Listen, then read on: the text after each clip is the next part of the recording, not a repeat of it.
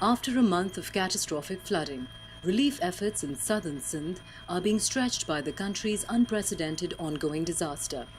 Sindh is the worst affected province, with 19 of its 23 districts affected. As the waters head southwards, hundreds and thousands of hungry and desperate families have evacuated the villages around the district of Thatta and have come to the city for shelter as flood waters swell the raging Indus River to 40 times its usual volume.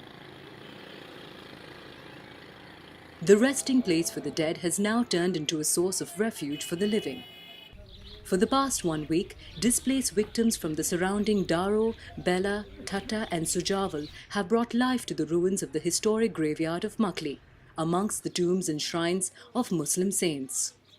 Devastated people were seen sitting out in the open with their children and cattle. The orders to evacuate Thatta threw into chaos plans by thousands of people already on the move, fleeing flooded villages and hoping that the district's biggest city could provide relief and shelter. The numbers increase every day.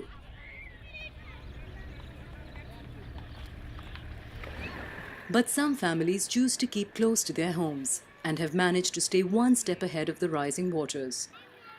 Iqbal's village lies submerged in the water. With his 7 children, he has set up camp overlooking what is left of his home and swims out to fetch whatever food and supplies he can recover.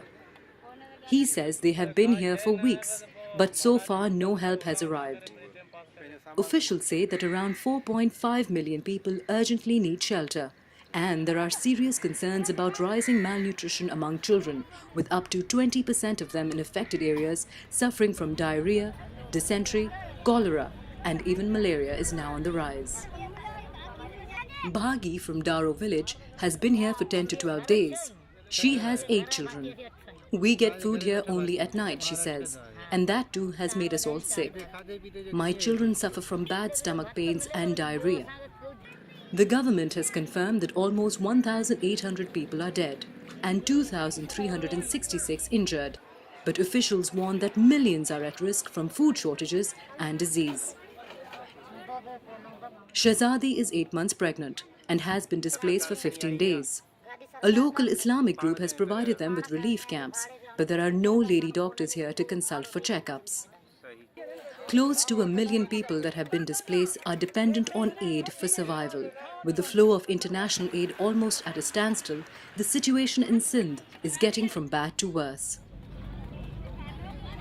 In other parts of Sindh where relief efforts are underway, Unicef is one of the several agencies that have been delivering much-needed emergency relief, which include immunization, sanitation, mobile health teams, and clean drinking water. Many communities remain cut off, and people are forced to drink contaminated water for their survival. Some travel for miles to bring back water for their families.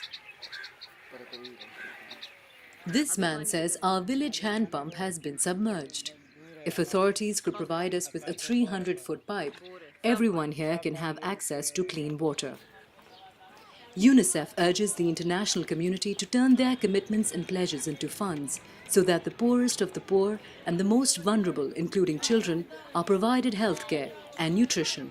This is Natasha D'Souza reporting from Thatta, Sindh. For more information, go to unicef.org. Unite for Children.